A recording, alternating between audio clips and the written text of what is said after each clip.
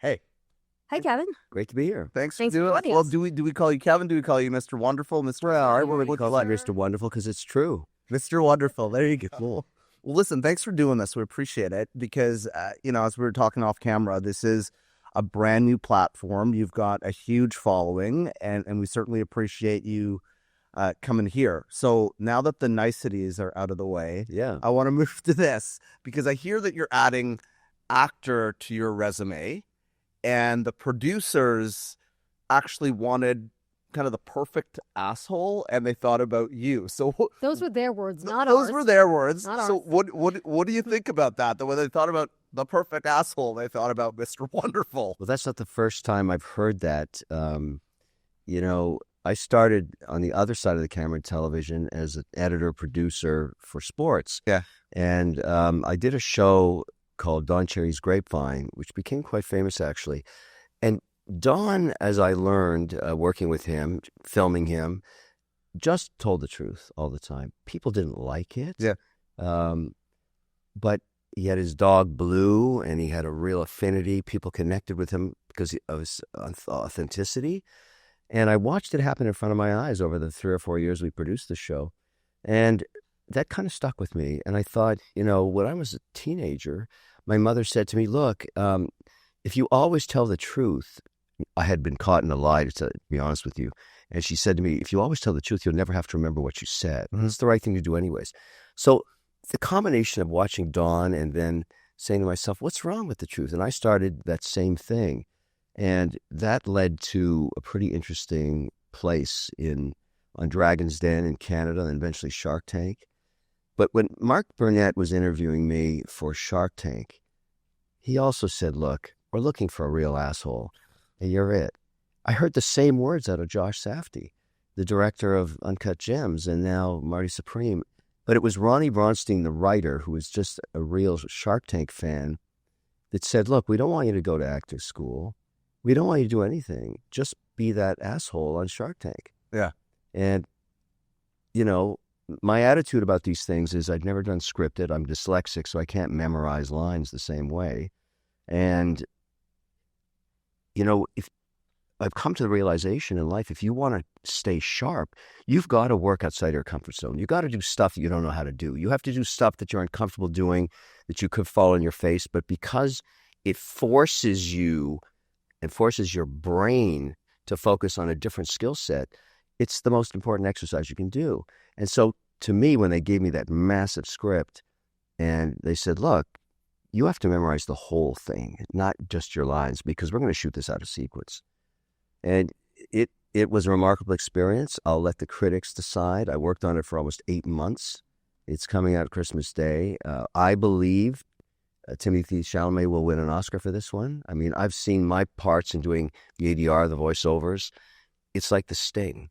You can't stop watching it. It's got so many twists and turns to it. And it's shot in this beautiful environment in Paris and Tokyo, New York in 1952. I don't know what the budget on this thing was, but wow, it was extraordinary. I mean, we turned the entire Times Square into 1952 and the entire Plaza Hotel. And, it was different. There's a couple of things I want to pick up on what you said there. When it comes to authenticity, do you think that stands out right now in a landscape where there's all of this fakeness? Yeah, it does. It's polarizing in some cases, but, the thing about social media that I learned early on, this is over 10 years now, people can smell bullshit a mile away, and they will make you pay a horrible price for trying to BS them. Mm-hmm. So why even bother with that? Why bother with that at all? Even though you're going to be polarizing, both sides appreciate the truth. And a lot of people can't handle it. They don't want to do it. And they get caught in a lie, and they are finished. So you are being judged every day by the millions of people. And so, I remember during the FTX fiasco, when I was involved in that thing, I remembered my mother's words saying, just tell the truth, no matter how hot it gets, just tell the truth. Look what happened. I came out of that thing alive because I was the only guy telling the truth. And I ended up testifying in front of Congress and the Senate. I just told them exactly what happened, when it happened, and how it happened. And everybody involved in that went to jail except me.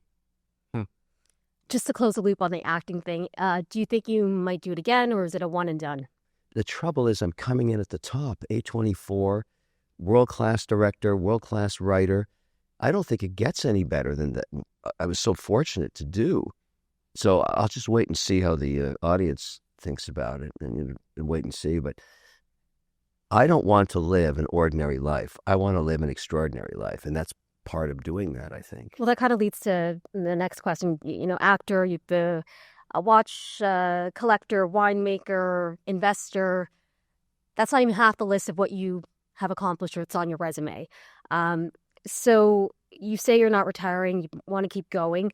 What's left on your to-do list? Every day, something new walks in the door. It's like a plethora of opportunities. I have a pretty big team now. We go through all of them, trying to decide, what's interesting, what's different. I get offered every deal. I mean, everything, but you can't do it all. You have to curate. Yeah. You have to curate your career, your life, your decisions. How unique, how different is it? What are the attributes of this opportunity versus another? And we make plenty of mistakes. I probably have right now over 50 different companies I'm invested in, and opportunities and startups and large deals, and they don't all work out. I mean, so you end up in this interesting situation. Where do you spend your time? You have to allocate your time. And the thing I've learned, and I've spoken of this before, but I believe it to be so true and even more true today.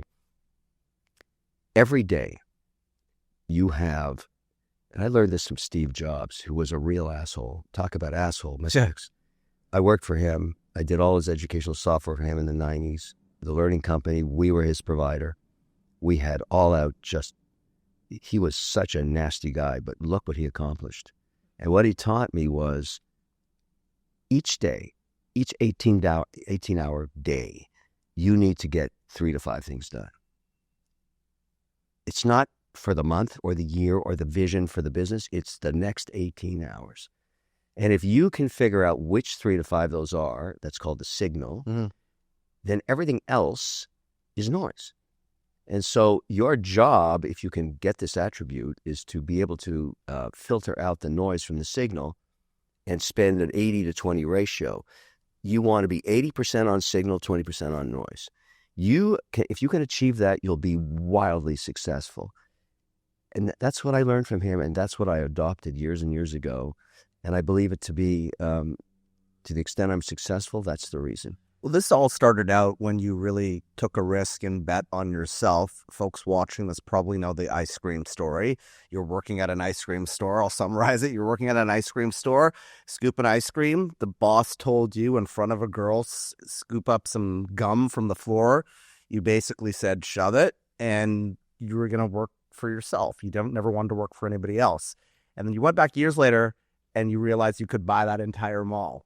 So that's the beginning and the end of the story. What I want to know, because there's a lot of people right now that are watching this that want to say, shove it to their bosses. They want to do exactly what you did, but they're afraid. There's risk involved, and there's also struggle. So what was the middle period like when you were, after you made that decision? Yeah, I mean, I try and teach this now. I'm an executive fellow at Harvard. I teach students about the entrepreneurial journey because it's not a destination, it's a journey.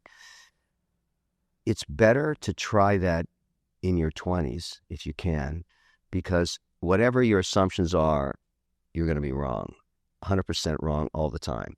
And so you need to develop some pretty definitive skills to deal with failure on an ongoing basis because you're going to get it. Mm-hmm. Did you have that? After you made that decision? Yes. Was there a lot of... I had, everybody goes through, I decided my first business, I actually got some good advice from my stepfather. He said, I wanted to be a photographer, professional photographer. And I went back and I said, look, I'm going to finish high school and then I'm just going to go become a photographer. He said, you should look at yourself in the mirror. You're not good enough. You're just not good enough to beat all the competition. Back then it was, we had no digital photography. It was on film. And he was looking at my work and saying, it's just not good enough. And maybe to just hedge your bets, go on, finish college. And then I did that. I mean, I took his advice and I said, well, I'm still going to pursue, photography. He said, sure, you can do that while you're in school. And I did for 4 years. And then, when I came out, I said, look, now I want to do photography. He said, you're still not good enough. You're going to starve to death. Why don't you deal with reality now while you can still afford to deal with it? Yeah. And why don't you go get a business degree, get an MBA, just so you have the optionality to understand business and then do your photography thing. And by this time, I was getting pissed off at him. He's very motivating, but I went and got my MBA. And I also, now that I teach MBAs, I tell them something very difficult for the other professors to deal with. I say, look, everybody in this class, you're going to forget who I am. You're going to forget all these professors in 20 years. The only thing of value is sitting beside you. The network you're creating about these extraordinary people who've been curated from all around the world into this class. I don't care what Ivy League school or any school. When they choose people to come into these MBA courses, cohorts of 60, 80 people, and they become your network for life. They are the reason I'm successful. I have relationships all over the world in banking and politics and everything from that, but I don't remember shit from my MBA, any of it. So it's sort of, well, that doesn't go over well, but the point is the journey of entrepreneurship is really hard, and only a third of the population can do it. The other 2/3 are great employees. It's not bad. It's just the way it is. But, now we're doing this and we are entrepreneurs, not in our 20s. So Not even close. Not even close. But we wanted to take advantage of the fact that we got a shark here and get some advice from you on starting this whole thing out. So so we're going to give you some real life scenarios between the two of us. Yeah. And we want you to tell us if you think these are good or bad traits. And at the end, we're going to ask you if you think we'll be successful. So here, no pressure. Here's a scenario. This is all true. I also am involved in 2 other businesses. I have 3 small kids. I compartmentalize my day because I have so much to do. And so for the business with Travis, it's only part of my day. And sometimes I say to him, look, I've got 2 hours after the kids go to bed. That's when I'm going to deal with this. And he doesn't really agree with that approach. What do you think? So this is a tough one. I'll tell you why. Yeah. When you make the commitment to have children, somebody has to raise them. You can't parcel that off, or you will end up with a bad outcome, because nobody cares about your children the way you do if they're yours. Now, if you've made the commitment to raise the kids, this is a tough job because they have to be number one, and everything else you're doing is number 2. That doesn't mean you can't be successful, but you have to prioritize their demands. You've got 3 of them. And how old are they? 8, 10, and 13. Okay, so you're getting into the zone right now. Think of all the stuff you got to deal with, and they have to be first. Having said that, in my experience over 17 years, the majority of our successes on Shark Tank, which are the most nascent companies. I do a lot of deals, but these are venture capital startups. Almost over 90% of the returns have come from companies run by women, including ones raising families. And the reason I say that now to be true is there's something, if you want something done, give it to a busy mother, because you're already juggling. You already know how to do that. And so it goes back to the noise signal ratio. You have to know what's important, and you can get it done. But it's incredible that I think about these amazing women CEOs who've delivered extraordinary returns while raising families. So there's lots of evidence you can do it, but kids have to come first. I mean, it's just, and sometimes it's better if your significant other stays home full time as your business grows. I mean, it's a very complicated situation, but I'm very convinced because of the numbers. This isn't speculation. This isn't some Harvard research. This is real data from me. I invested millions. I got multiple millions back from women that raise families and run businesses. So I think you can be successful. So long answer. So the difference here is that, Carmen's got a family. I don't. And what's the matter with you? I know, right? This is true, because I was married to my job for a very long time. Yes, that can happen. Yeah, exactly. And now here we are, right? I mean, I've left my career in television and now I'm starting this. So this has kind of been my life for the past little while. Why don't we reverse roles for a second? Sure. Why did you leave your career on television? For many reasons. I mean, because I think there's always a number one reason. The mainstream media has lost the plot, and I think this is where people are actually consuming content. Yeah. And so I don't want to be like, with the dinosaurs anymore. No, I obviously, I'm watching that like everybody else, like you are, the remarkable change worldwide of how people consume their content. And the content creator over the last decade has become some of the most powerful beacons in media. They own their audiences, and no one ever assumed that could possibly happen. But social media has empowered that. Technology has empowered it. And you're getting on that train at probably a time when it's still growing. So, I applaud you. But this is the whole point of entrepreneurship. You got to take risks. You got to take risks. Nothing is ever handed to you on a platter saying it's free. No, it's not free. It's tough. And I think you're going to go through what you're going to go through, whatever happens. Well, so how do we make that partnership work then? Because I think something is urgent. We've got to shoot tomorrow. We've got to work on questions or topics or what have you. And Carmen's picking up the kids. And so... And I have 2 other jobs. And she's got 2 other jobs. So, I mean, that's that is tough. And you'll have to see if you can get a cadence on that one. But once you're in business for yourself, you're working 25 hours a day, 8 days a week. There is no rest. There's no balance in life. That's all bullshit.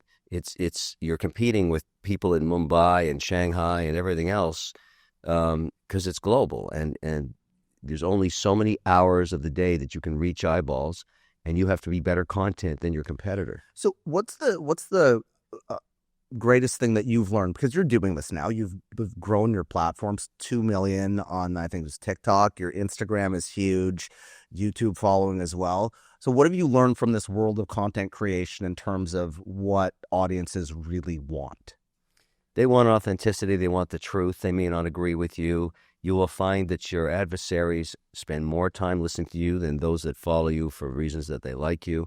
It's a weird dynamic. There's haters out there. You're going to get 2.5% of comments that are absolutely insane. Yeah. But that's the price of free speech. Unfortunately, if you allow free speech, you're 2.5% lunatic fringe. And so all of that will hit you, and it certainly hit us for years. And you just have to stay focused on, the signal, as I like to say, and ignore all that stuff. But people go to get their content from people they trust. They don't necessarily like them. This is the mistake so many people make when they're launching into their own environment to create a following.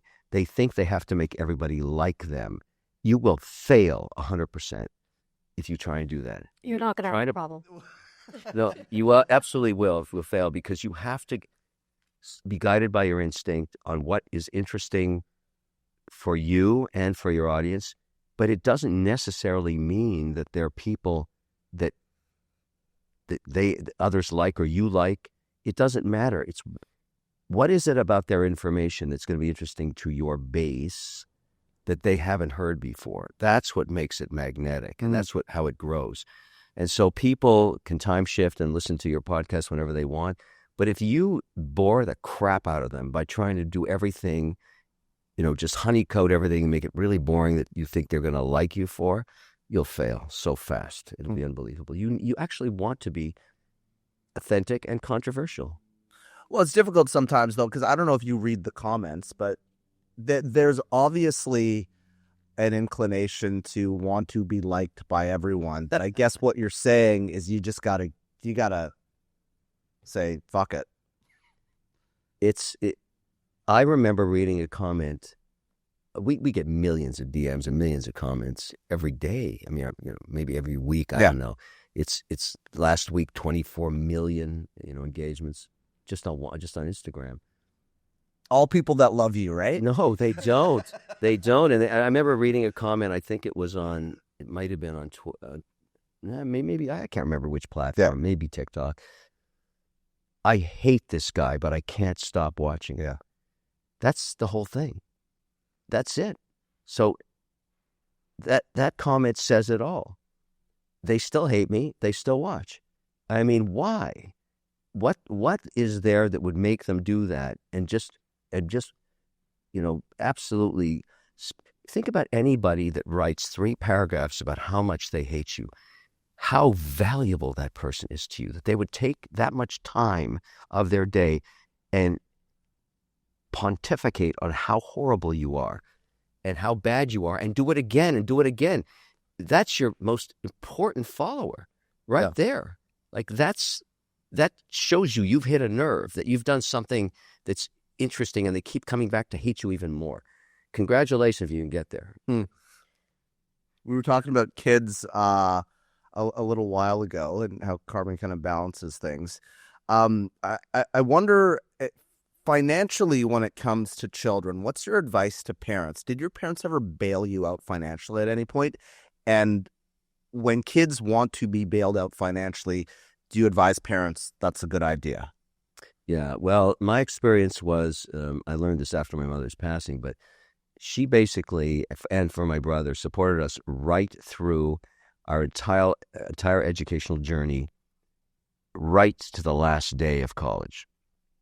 And after that, she said, I'm done, nothing more.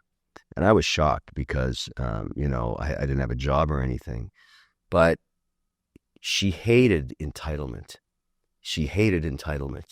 And she believed that if you de-risk somebody, that they have no reason to launch. They have no risk. They don't pursue anything. You for sure know rich, screwed up kids. That's exactly what happened to them. They just feel entitled. They don't have to do anything, and their lives are wasted.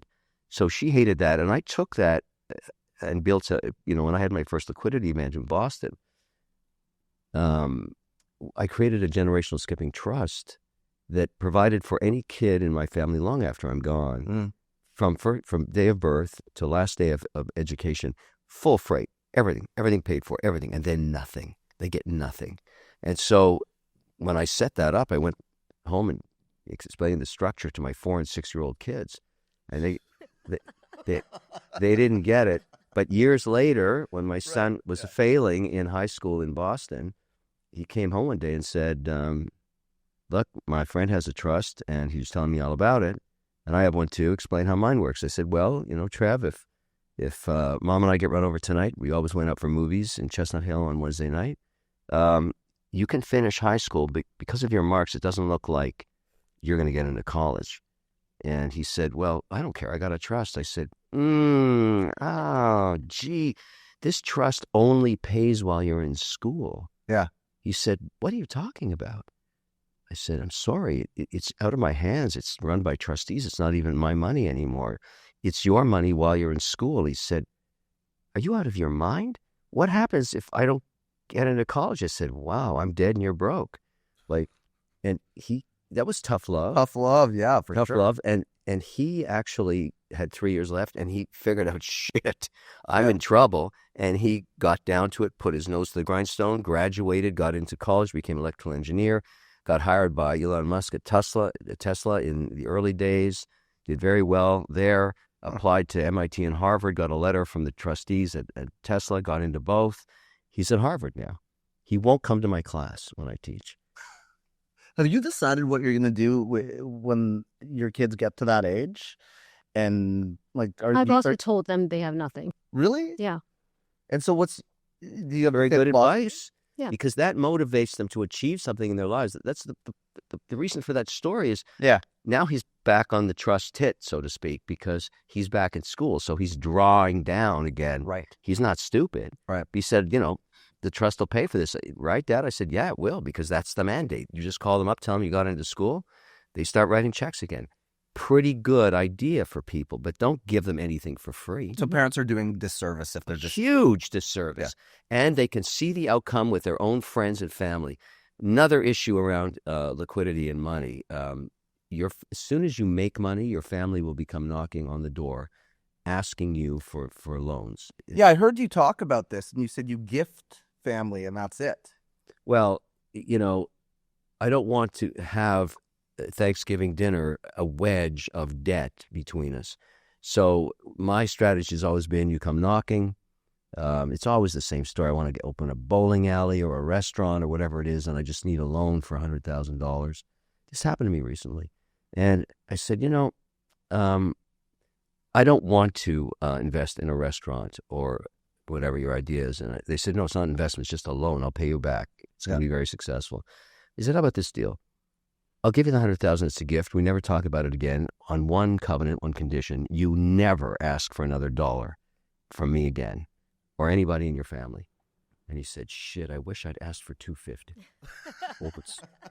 Why though? Why never loan family money? It will end badly.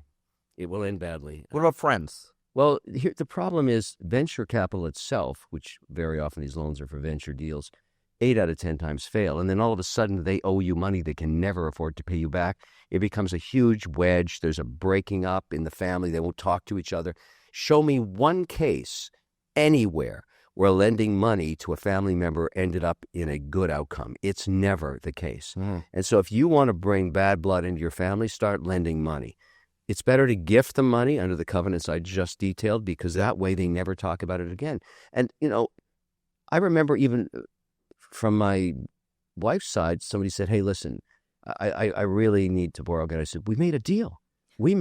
There is zero probability this is going to happen. We did this once. It's over. And it worked. And I feel good about it. And it just, I've got lots of pressures of my own to deal with and everything else. But I can't imagine what it would be like to sit around, the Christmas dinner and be fighting about money. That would just suck. Yeah. So I think because we have you and you're so outspoken about so many issues, we talked to you a bit about some of the hot topics of the day.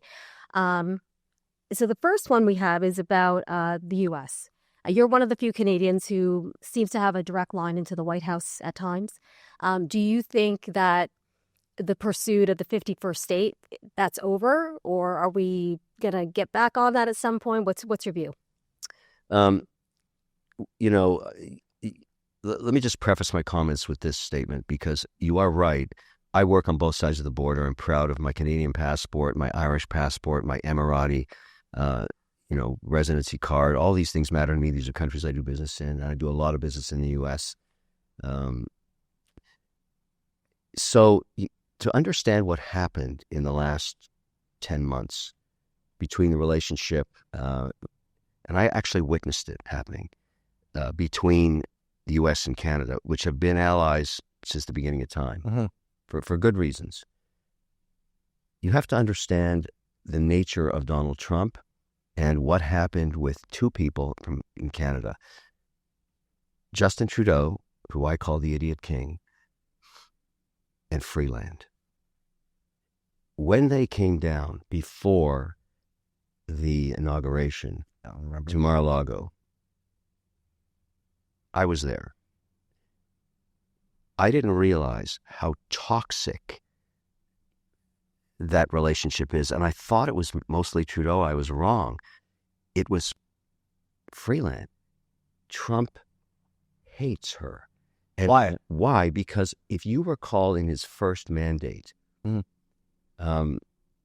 she started throwing barbs, and it was also with Trudeau, at him 2 years into his first term, all over the world, when there was tensions, little tensions, but they started, and he is like an elephant, he doesn't forget. But she also is radioactive waste in Mexico, Egypt, India, and China. She is the most incompetent politician that we've ever had in Canada. She had no executional skills, didn't understand policy whatsoever. And remember, she had pretty broad mandates. She had deputy prime minister. She was finance minister. The reason we lost billions in investment was when she proposed a capital gains tax, which was absurd in the G7, because she had no idea what she was doing. But when Carney went down to the White House for the first meeting, Trump specifically fingered her out and said, don't bring her back here. And she was still in cabinet. Now, luckily, he whacked her, and that's so important for Canadians to understand that that's the right signal to send to Mexico, to India, to Egypt, to everywhere. She is the most disliked Canadian on earth. I mean, I'm sorry I have to tell you the truth, but Canadians have to understand how bad she was and how good things can get now that she's gone. But Trudeau was just as bad. And you don't have to question this from, my perspective or not. Look at the numbers. Look what happened to the Canadian economy. Look at debt per capita. Look at GDP growth. Look at foreign investment. Even our own pension plans don't invest in our country because of the policy that Freeland and Trudeau brought together. If he was the idiot king, she was the idiot queen. C-69 devastated our ability to draw foreign capital to invest in our economy, destroyed us. And so we're in a new day. I didn't vote for Carney, but I want him to win. And I'm going to go on a limb here and tell you what I think should happen. Sure. I think he should actually call another election and give one of these guys a majority mandate. Because in Canada, you need to give the prime minister a majority mandate. That's how they get stuff done. If you look at the decline of Canada, it happened in the last 6 years of the idiot king's reign because he did not have a majority mandate. And he acquiesced to every whim for everybody, trying to make everybody happy, and destroyed the economy. And Freeland was doing the same thing. But now that she's gone, and now that the idiot king is gone, this is a new dawn for Canada, and I'm coming back to invest here. So how is Carney doing in recalibrating that relationship with Trump? I would say so far, so good. He did the right thing by whacking Freeland. That signals that he wants normalization. Well, she decided to leave. Sure, yeah, of course. That's whatever gets you through the night, that's fine. She got whacked, okay? And he did the right thing. And he's going to whack others. He's going to clean. Remember, that was the government, those ministers in there, they share the blame of destroying the Canadian economy. So you got to find out of those, for lack of a better word, those turds, which ones are diamonds. Right. And so, he'll pick the diamonds. He'll bring new people in. I think he's got the, I'm a conservative, but I want him to win, and I want Canada to win. So I would advise him, look, let's go right now with another election. Let's get you a majority mandate and let you do your thing, because here are the stats. In the parliamentary system in Australia, England, and Canada, if you don't win a majority mandate, your longest term before another election is 12 to 18 months. Yeah. He can't get shit done in that short period of time. Yeah. We need to give this guy 4 clean years with a majority mandate. Go get it done. And if he fails, it's on him. I want to pick up on something I heard you say. You said, I'm going to be investing in Canada again. What does that mean? And do you want to tell us a little bit about your new venture in Alberta? Yes. Well, that is, a part of that trip to Mar-a-Lago pre-inauguration was to bring Danielle Smith to meet Trump. I thought it was a great idea. She wanted to do it. We brought her and her staff down. We stayed for 3 days, or maybe it was 2 days, but they met. She got special time with Trump on the Sunday morning where he holds council at the golf course. Did he like her? Do you think they got along? Look, she took a lot of shit for it, if you remember what happened. I remember. Yeah. But she was so smart because she has 0 tariffs on her oil now. Yeah. So, I mean, she went and made her own deal early, and she's very, very, I'm very impressed with that woman. And so I'm in the business of building data centers, and that's a very complicated, real estate's one of my biggest holdings. And so data center development is very complex, but it's all based on energy. And Canada has so much energy. The way we can win is to get energy going. And so Alberta has the lowest cost of nat gas in North America, and 6 times more than the entire United States in one province. She should lead in data center development because she has the lowest cost of power. She's got land. It's not in flood zones. She's got fiber. She's got talented people. She's got cities with hospitals that you need and schools for the people to work at. So I thought because of the idiot king that I wasn't able to do it. And I was looking North Dakota, South Dakota, Mississippi, Oklahoma, West Virginia, as everybody is in this business. And I got a phone call from one of her staffers and said, or somebody in the party said, why aren't you talking to us in Alberta? I said, everybody knows you can't do a deal. The idiot king won't allow it. It's the no pipeline rule, no energy rule, no anything rule. And she said, or this guy said to me, no, Danielle Smith sued Trudeau in October of 2023 and got sovereign rights for her energy within her borders. And I said, no shit. Well, how come I don't know this? And he said, nobody knows this. So he set up a call. I talked to her, and the guy that I have, Carl Agron, on my team, who's the grandfather of data center development all around the world. He's an ex-Army engineer. We sent him up there, got on a helicopter. He flew all over Alberta over 2 days, and he found this place in Grand Prairie. Yep. And when he landed, I can't get on your cell phone when the choppers are rolling, and he's stepping away from I can hear the whop, whop, whop in the background, and he says, Kevin, buy it all. Buy it all. Buy everything. And that's exactly what we did. Because Carl said, this is a unicorn on earth, what you have here. There's nothing like it on earth. And he goes everywhere. Danielle Smith is sitting on an opportunity of a lifetime for Canada. She's going to lead. She'll have the world's largest data center in Alberta by the time this is over. It's massive. She could be as high as, right now the demand globally is 200 gigawatts. In North America, it's 45 gigawatts, only 5 under construction. She can build 12 of those. That's freaking huge. So it takes time, and there's a lot of permitting yet ahead and everything else, but Alberta is going to rule, and this is a $770 billion project. That's what I'm talking about for Canada. That's the kind of money we're going to bring back here. So Carney has to deliver his part, but I can bring the $70 billion here. We're talking about Alberta. I'm from Alberta. There is this movement right now, and I wonder what your thoughts are on this, if you've ever spoken on this before, on this movement to make Alberta independent. It's grassroots right now, but people are talking about it. What do you think about that, the Republic of Alberta? You know, having been born in Montreal, understanding the Quebec mindset, and also working now with Danielle Smith in Alberta, here's a dilemma for every Canadian to think about. Alberta is the cash cow of Canada. You think about how much in redistribution of wealth Albertans have to provide for, and I'm just pointing out the dilemma that people don't think about.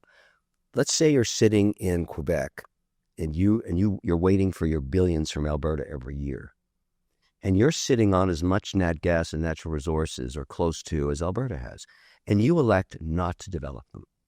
You let it sit in the ground, and Alberta's killing itself to produce cash by selling that gas, selling oil, mining, whatever.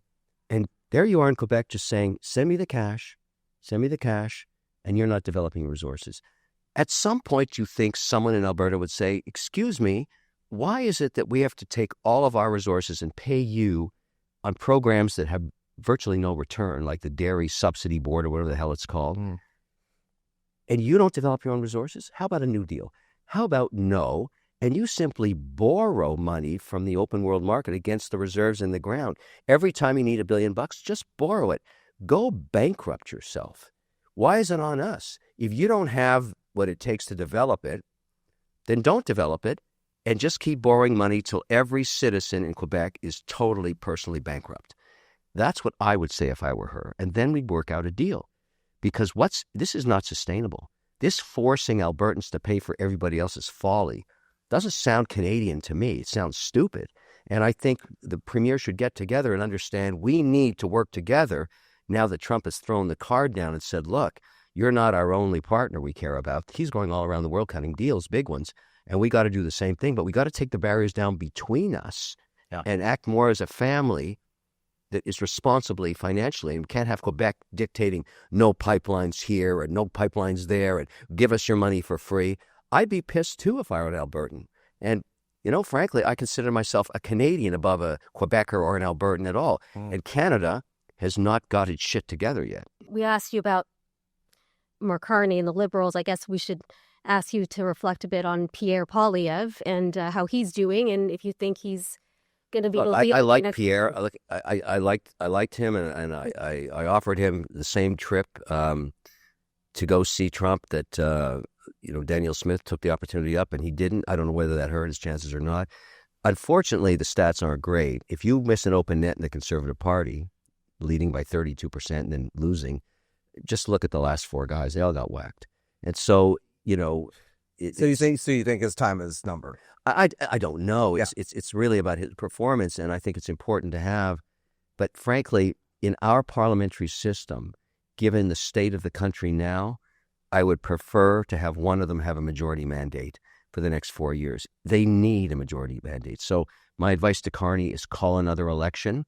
You're in a high spot right now. And this is not against Pierre. It's nothing. It's country first, not random guy first. It's country first. Sure. And what's great, it doesn't matter who I voted for. What matters is that we give a mandate to someone we think is competent, that has executional skills. And I think that's Carney. And give him a mandate where he doesn't have to, bow to opposition parties that may have different agenda. The agenda is Canada right now for the next 4 years. If he fails on that mandate, doesn't get capital back in the country, and I'm just one advocate for bringing it back, and believe me, all the sovereign wealth funds that used to invest 2.5% of their mandate in Canada have stopped doing that. We'll know when they feel comfortable, because it's 10 years of brain damage from the idiot king and queen. And so that's going to be very difficult to get over. But I'm not against Pierre. I'm just saying either give Pierre a majority mandate or give Carney a majority mandate. Give one of them a majority mandate. I'm indifferent. Well, he does, Pierre, that is, faces, and he was on the show, by the way, a couple episodes ago, but he faces this leadership review in January. Do you think that he is going to be the leader in the new year? Well, history's not good for him. I mean, just think back to Andrew Scheer and some of the other guys. They all get whacked if they don't. You can't miss an open net. The analogy is great for Canada. You got a 32% lead, and you fuck that up? Yeah. Of course you get whacked. What do you expect is going to happen? So how do you think that happened, though? Because, there's been so much analysis over this, to whether or not it was just kind of messaging. They didn't pivot quickly enough to Trump. When you look back at what happened in this election, where did things go wrong for the Conservative Party? Because he will tell you, and he has told us, that they made significant gains with demographics that they weren't necessarily successful for years. You sound like a CEO I recently whacked. Perfect. You either win or you lose. Yeah. It's that simple. I don't give a shit what the excuse is. Mm-hmm. You had a mandate, you failed, you get whacked. That's how it's a very Darwinian world that way. And I'm sorry, politics is even worse. But in business, when I invest in a CEO, as I did recently, I came to the conclusion that they couldn't execute. It didn't matter why. Yeah. I whacked him. And it was the right thing. As soon as we whacked him, the organization came back together, and I think this could be one of my most successful companies. I don't want to name the company because there's so much, baggage around all the whacking and everything. I don't care. It's just, I couldn't give a damn. The excuses don't matter. What matters is you either won or you lost, period. Okay, so looking at that party now, if, the future, in your opinion, might not be so bright for him, he might have to look for another gig. Is there anybody in that party that you see as kind of a up-and-coming star that could take the reins here? If there is another election that could go up against Carney in a meaningful way, or in the NDP, or in the Greens, or in the Bloc? I want Danielle Smith to be Prime Minister of Canada. Really? I'm open about it. I work with her. Does she want that job? I have no idea. I mean, she's going to play her cards and say that, she's working for Alberta, and she is. But there's no woman like that in Canada. She has the ability to distinguish between noise and signal. And she gets a lot of noise, and she just keeps plowing through. My personal experience has been very positive. I would say the Canadian people, give her a mandate one day, 100%. We need a woman CEO in this country, and she would be perfect. I see a lot of promise in Doug Ford. I'm a huge fan. But here's the thing that every Canadian should realize. We're the richest country on earth in terms of what we all own, and your passport is a stock certificate. We've had just endured idiot management for such a long time. And so at some point, you don't give up on the country because we should be like Norway. They had very good executional skills. They had good management. They're the richest per capita, or almost the richest of any country on earth. And they have the same resources we have. We squandered ours with idiot management, and they didn't. So they got the multi-trillion-dollar sovereign wealth fund that every single, Norwegian owns a piece of, and we can do the same thing in Canada. We just have to find better management.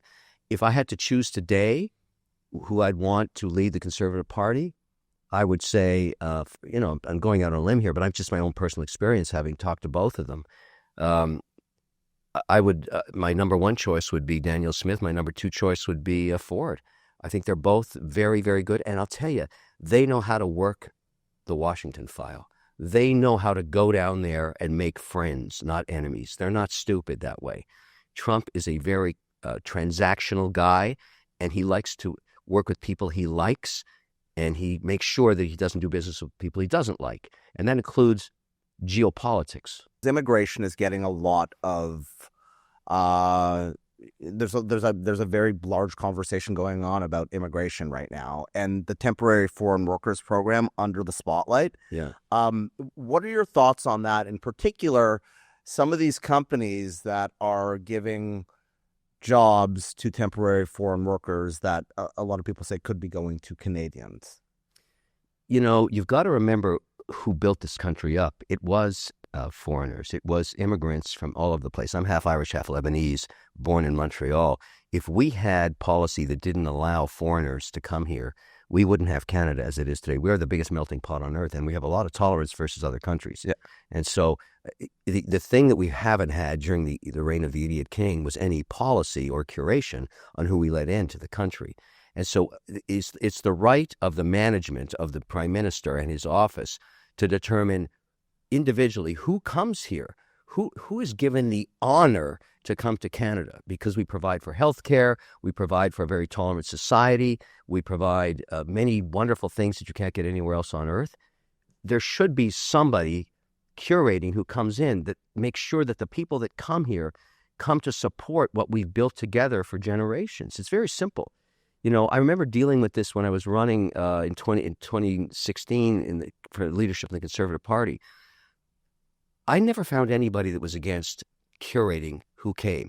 And I don't care what race, what religion, what, your background is, as long as you have the same, understanding of what you're coming into, what gift we're giving you, and you're not against us. We need the leadership of Canada now to say, look, immigration is really important. Right now, what we need to employ and bring into this country to be competitive is more engineers around power and AI. We could lead in AI because we have the power. I'm talking about Alberta, Manitoba, Quebec, hydropower. Bring in the talent from around the world. Lots of Indian engineers, lots of Pakistani engineers that have specialized in this. Bring them into the country. Give their families a passport. Let them build a life here to build our dominance in AI. That's what I would be focusing on. And on energy development, including alternative sources. There are so many people around the world that would think that their life would be blessed to come here. Why not bring the ones that help the country forward?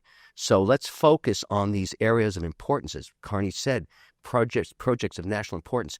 Who's going to work those projects? Let's hire those people to come in and give Carney the mandate to bring them in. But I would argue, after you do the background check, after you do a deep dive into them, bring the whole family. Give the whole family a chance in Canada so that they're not going back and forth to the country of origin because they're not allowed to bring their family. That's crazy. If you've got a stellar engineer in any of these mandates I'm talking about, the whole family gets a Canadian passport. That's what I would put in place tomorrow. Okay. All right. Let's do the uncensored rapid fire. We'll start with this one. You're passionate about food and wine. What would be your last meal? My last meal? Well, I would cook it myself. I would start with caviar, which I love. I eat it right off my thumb, like the Russians do, with a little lemon on it. Then I would make probably make a quiche. I'm really good at that. And then my crêpe flambée is amazing. And I know it's not the order that matters, but my escargot is the best on earth. Nobody can make escargot like I can. Really? It is absolutely the best. No one can touch it. And it's very difficult to make. I use real shells, and I get really plump snails. Very hard to acquire. My use, anyways. That's what I would do. So I'd have those 4 things for my last meal, and that would be. And by the way, that's a rich protein diet right there. Escargot is a lot of protein. A lot of protein. A lot of protein. If you could go back, what advice would you give 25-year-old Kevin? It's a great question, but I wouldn't have changed anything. I wouldn't give him advice to do anything other than what he did, because it was the failures that led to the successes. And so I wouldn't want to go back and do that. I had some catastrophic failures, but I recovered from them. And so for me, you need the failures, and you're going to fail a lot, but you only need one win, and you set yourself free. It's not about the pursuit of money. It's about the pursuit of, freedom. I can do anything I want. I don't have to be here. I want to be here. I'm very, very excited about this, but I don't have to do anything anymore. And yet I work harder than I ever have, because I pursue the things that matter to me with the time I have left. If there's anything I want, is more time, which is why I pursue longevity. And so I'm so crazy about diet and exercise and all that stuff now, because I want to stay sharp right to the end. And wherever I'm going afterwards, I'm going to keep working. Worst business decision you ever made? Yes, I remember it specifically. I'd made money with an entrepreneur, and he came back to me and said, look, give me $250,000. I'm starting a new business.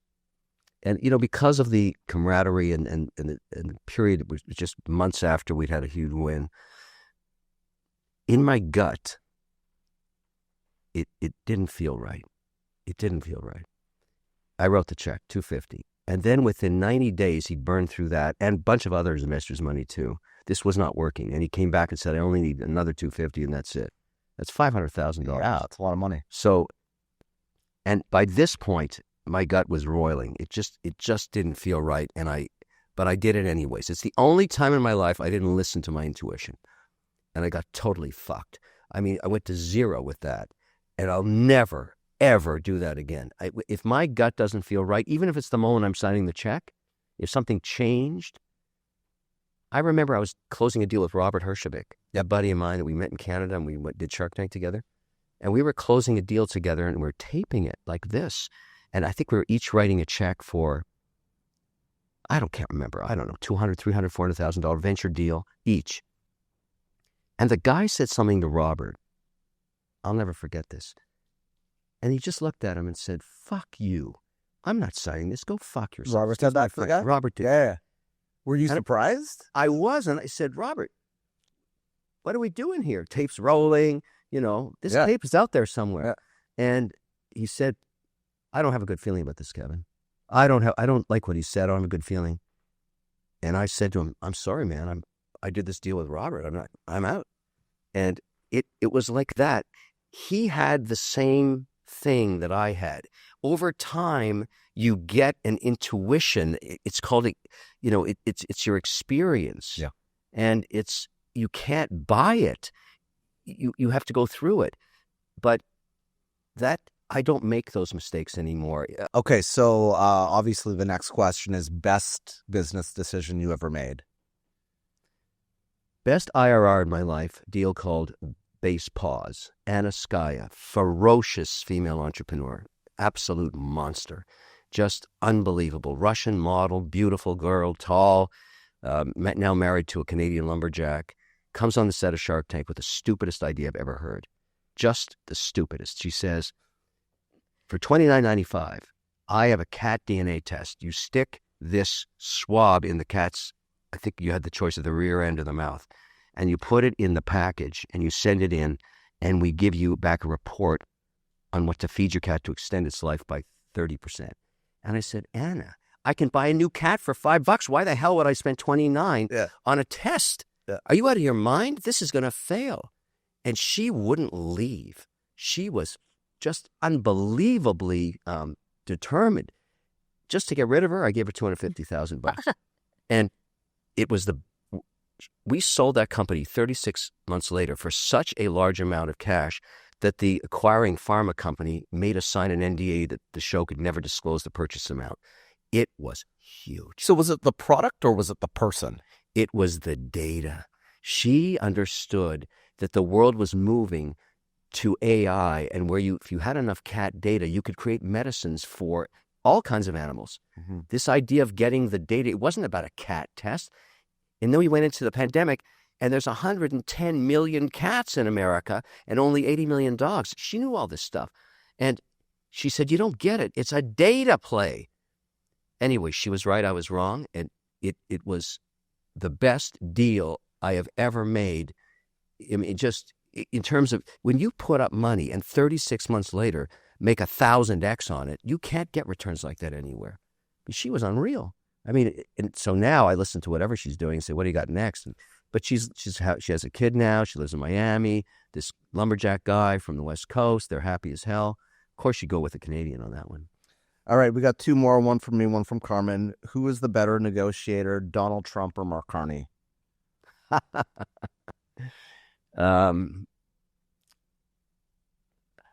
You know, that's a tough one. And I would say that, here's my answer. They've both proven to have adaptive skills. Carney could have blown that meeting with the cameras on like Zawinski did when he had his shot the first time with Trump in the Ukraine thing. He got his ass fried. Carney didn't. He knew exactly what to say. He adapted himself for his role that he's going to have with Trump for the next 4 years, and or at least during Trump's mandate. That's when I thought, wow, this guy's pretty good. You know, I didn't know him and I didn't vote for him because I just thought he was just more of Trudeau. Mm-hmm. That's not the case. This guy's different, and Trudeau could have never pulled that off. He didn't have those executional skills, but what Carney did there is set up for a new relationship with the U.S. May not be the same, but I'm going to give them, you know, I've dealt with Trump myself.